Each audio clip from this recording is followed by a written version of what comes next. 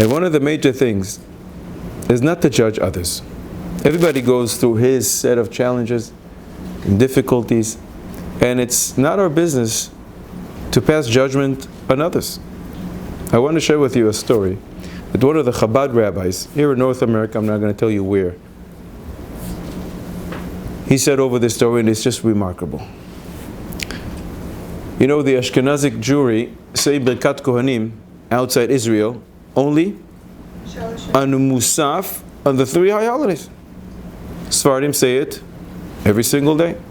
In fact, great rabbis, Rabbi Steinman, when he came to America, he used to go to a Sephardi minyan to be able to benefit from the Birkat Kohanim, from the Kohanim's blessing on a daily basis. But Ashkenazim only do it 3 times a year. So there's this Chabad rabbi who has this old guy who's a Holocaust survivor. And he saw that every single time before Birkat Kohanim, this old man would fold his talit and leave the shul. And this went on for years. And he couldn't understand it. What does he have against the Kohanim's blessing? So one day he decided, you know what, I'll make him stay. So he comes to shul. It was one of the high holidays.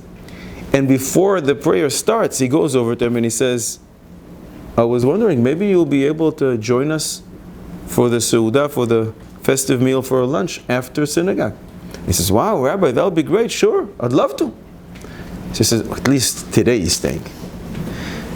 Shacharit, and then Musaf. 2 minutes before the Kohanim's blessing, this old man takes his talit off, folds it, and leaves the shul.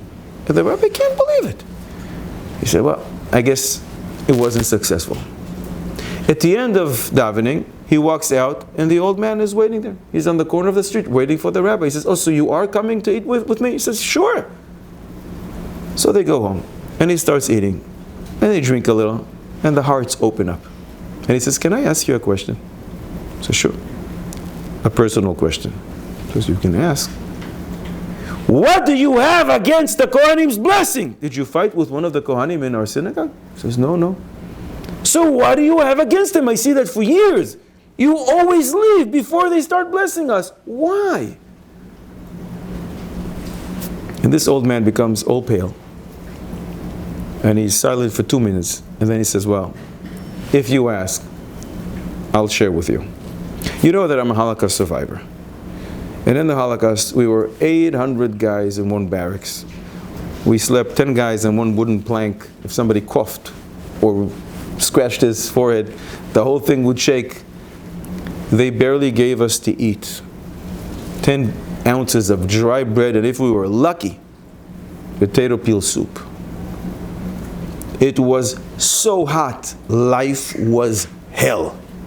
But he says there was an old guy in the camp who was like our rabbi. He had a long beard that somehow he was able to hide with a scarf so the Nazi didn't shave it off. And this guy would always encourage us and would sit with us and talk to us. And he really tried to push us to do more. One day, it was 2 weeks before Passover, this old man says to us, you know, in 2 weeks it's Passover. We should make matzah. He said to him, matzah? Matzah? You're in a concentration camp. What are you talking about matzah? And he says, but we have to improvise. In 2 weeks it's Pesach. Passover is coming. So we started thinking, how are we going to do it? Brainstorming. And one of the guys suggested, one of the guys in our camp used to work as a cleaning person for the Nazi officer in his house.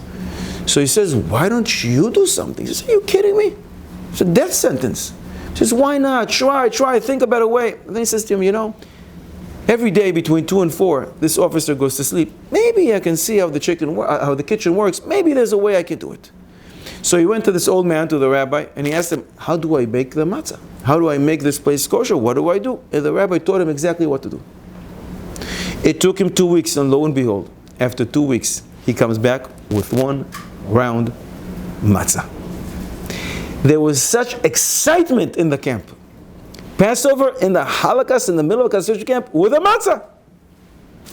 In the evening, nobody remembered the Haggadah of Pesach by heart, except for the rabbi. So they all sat on the ground, 800 men. And they started saying the Passover Haggadah. Whatever they remembered, they joined the rabbi, you know it by heart. And they're saying it and they're singing. And suddenly, a Nazi officer comes in. And they all jump back to their bunks, to their beds. And the Nazi officer grabbed one of them. He says, "Who's responsible for this? Who organized this?" And the guy didn't say a word. So he says to him again, "If you don't tell me, I will shoot and kill you right now." 3, 2, and before he reaches 1, the old man jumps up and he stands and he says, "I'm the one who did it. Don't touch him. If you want to shoot," and he rips his shirt and he says, "Shoot right here. Don't touch them." So the Nazi goes over to him, puts his gun to his heart, and then he smiles. And they all knew that when the Nazi smiled, it's going to be much worse and much more cruel than what they thought it's going to be. And the Nazi says to him, "You know what? I'm not going to shoot you. I'm not going to shoot you now. I'm going to shoot you tomorrow. At 12 p.m., we're going to put a big stage. And everybody's going to come from all the camp. Thousands of your people. And you're going to tell them about your grave sin. And then I will shoot you in front of them." And that's what happened. 12 p.m., they had a big stage. They put this rabbi on the stage, took off his clothes. Thousands of Jews, men and women, stood over. And he was instructed to tell over his grave sin that he organized, saying the Haggadah Shel Pesach and eating matzah.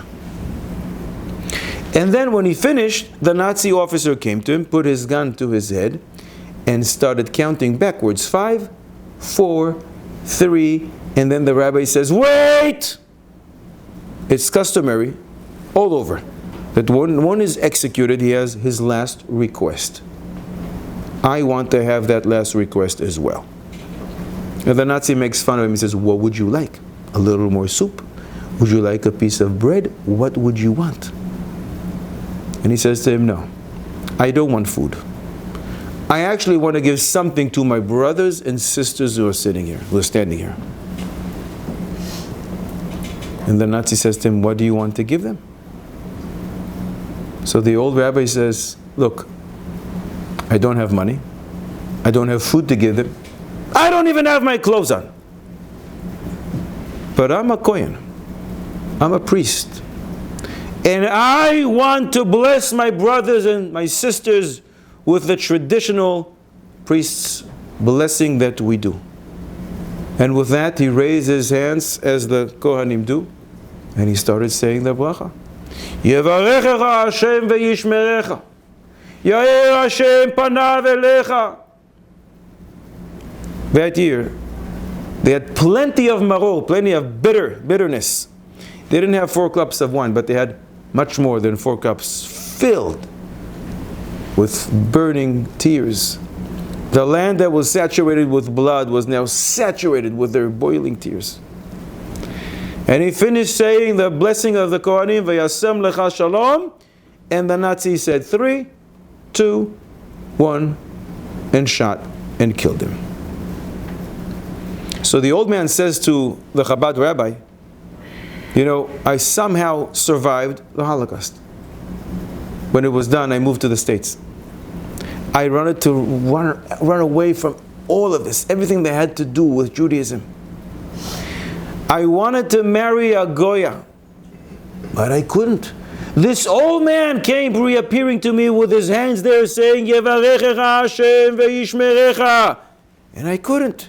So I married a Jewish lady. I had some children. And I wanted to send them to a Goyish school, but I couldn't. The old man came again with his hands right in front of me. His image was carved on my heart. Yevarechecha Hashem ve'yishmerecha. And I couldn't. So he says to the rabbi, now you understand why I leave the shul 2 minutes before the blessing of the Kohanim? This is a blessing of the Kohanim that I don't want to forget. I don't want to substitute it with anything else. I'm not saying if he's right or if he's wrong. I'm not discussing this halachically. I'm bringing this out so we should all understand Why do we need to judge others? Can we ever go into his shoes?